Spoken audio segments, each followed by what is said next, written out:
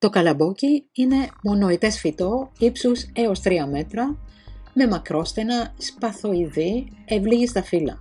Τα αρσενικά άνθη είναι σε φόβη, δηλαδή φούντα, και τα θηλυκά σε ταξιανθείες. Η ανθοφορία γίνεται από τον Ιούνιο έως τον Ιούλιο, η καρποφορία και η συγκομιδή από τον Ιούνιο έως τον Σεπτέμβριο.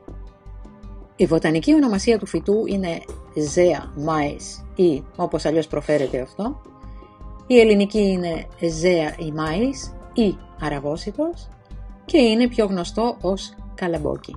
Άλλες τοπικές κυρίως ονομασίες είναι αραπόσταρο, κούκλα, μπαρμπαρόσταρο, στίχρος, μισέρι, αραποσίτη, ξενικό, κορκοσίτερο, μωροσίτερο, ξενικοσίτερο, πελισπόρι, κοκορούτς.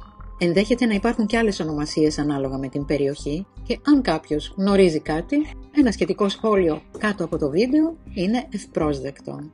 Ο αραβόσιτος καλλιεργείται σε πολλά μέρη του πλανήτη. Από τη φλούδα ή αυτιά του άνθους κρέμονται πολλά λεπτά νημάτια που ονομάζονται στήλοι, κοινώς μαλλιά ή μουστάκια.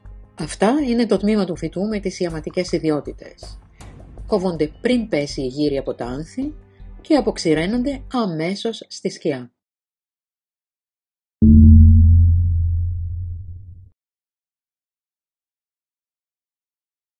Οι δραστικές ουσίες του φυτού είναι ορδενίνη, αμίνη, σαπονίνες, τανίνες, αλαντοίνη, γλυκοσίδια, κρυπτοξανθίνη, φλαβόνη, κόμη, σιτοστερόλη, στιγμαστερόλη, βιταμίνη C και K, αραβοσιτέλαιο το οποίο παραλαμβάνεται με έκθλιψη του αραβοσίτου και περιέχει λινελαϊκό 50%, ελαϊκό 37%, παλμιτικό 10% και στεατικό 3% οξύ.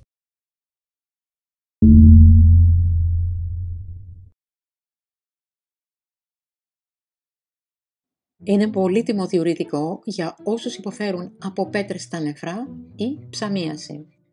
Καταπραίνει τις ερεθισμένες ουροποιητικές οδούς, την κιστίτιδα, την νεφρίτιδα, την πιελίτιδα κλπ. Είναι χολαγωγικό, ιδιαίτερα χρήσιμο σε χρόνια χολοκιστίτιδα.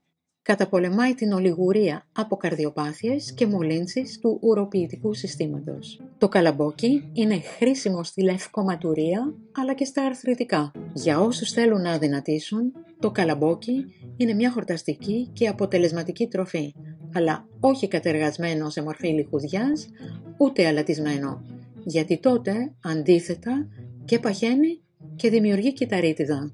Στην ομοιοπαθητική ιατρική χρησιμοποιούνται τα μαλλιά του καλαμποκιού για ένα βάμα διουρητικό και κατά της κιστίτιδας. Στην εναλλακτική ιατρική χρησιμοποιείται και κατά της δυσκυλιότητας.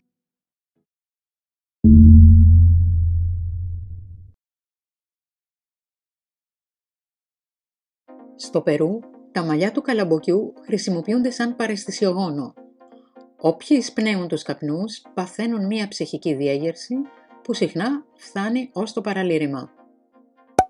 Για τις διαταραχές της ουρητικής οδού που συνοδεύονται από πέτρες, είδημα ή υγρό στην καρδιά, το τσάι από τα μουστάκια του καλαμποκιού είναι τόσο αποτελεσματικό όσο και για την νεφρίτιδα, την κιστίτιδα, την ποδάγρα και τους ρευματισμούς.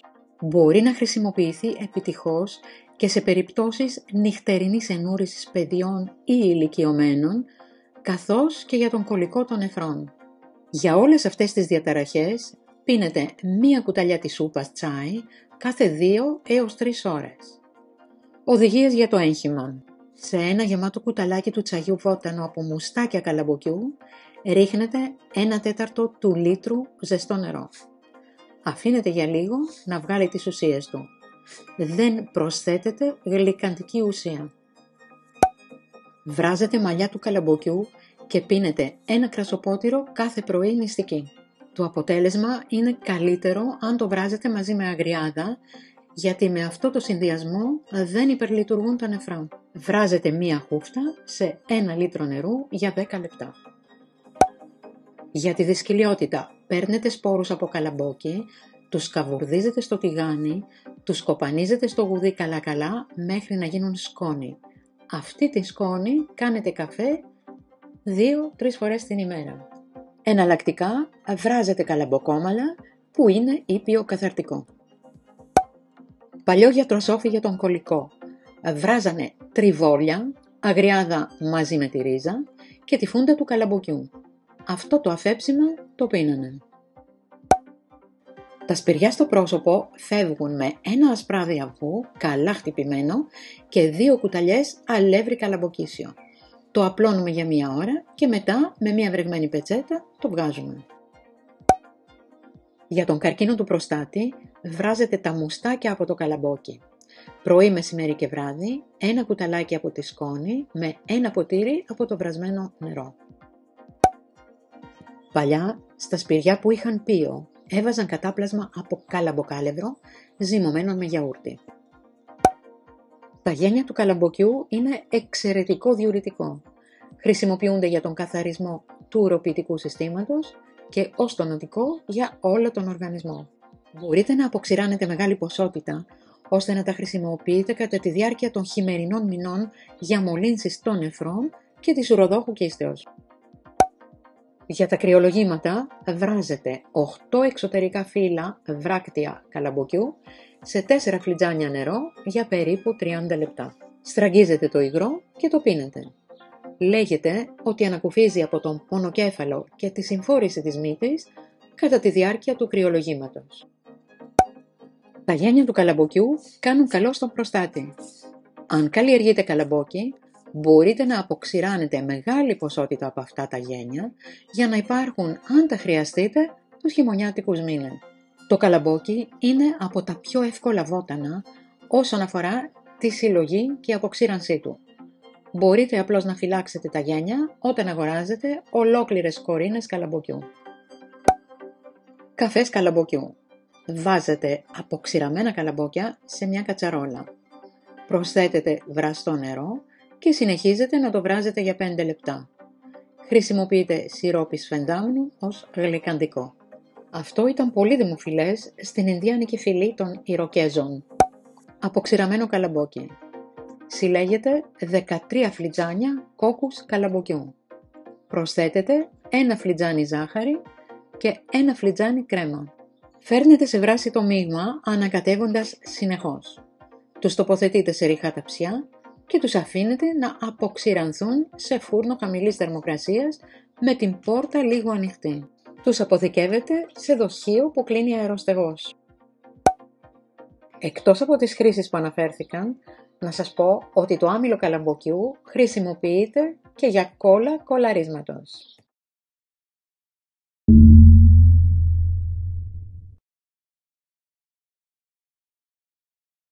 Σε υπερδοσοληψία έχει αναφερθεί υπερευαισθησία, υποκαλλιαιμία, υπόταση και υπογλυκαιμία.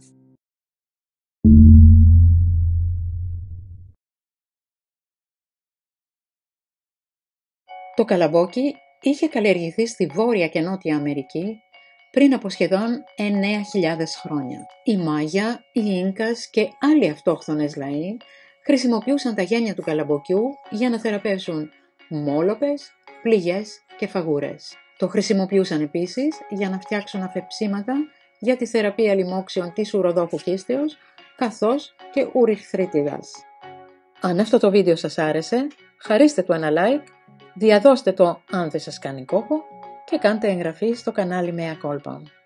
Αν θέλετε να δείτε κι άλλα κόλπα και χρήσιμες πληροφορίες σε διάφορα θέματα, επισκεφτείτε τον ιστότοπό μας που είναι το Mea Culpa. Εκεί σίγουρα θα βρείτε κάτι που σας ενδιαφέρει, αφού υπάρχουν ενότητες για την υγεία, το σπίτι, το κήπο, τη μαγειρική, τα μαστορέματα, τη ζαχαροπλαστική, τη διακόσμηση, τις κατασκευές και πολλά άλλα. Τελειώνοντας, αφού σας ευχαριστήσω που είδατε αυτό το βίντεο, να σας θυμίσω να κάνετε εγγραφή όσοι δεν το έχετε ήδη κάνει και να κάνετε κλικ στο καμπανάκι που βρίσκεται κάτω ακριβώς από αυτό το βίντεο για να λαβαίνετε άμεσα κάθε καινούριο βίντεο.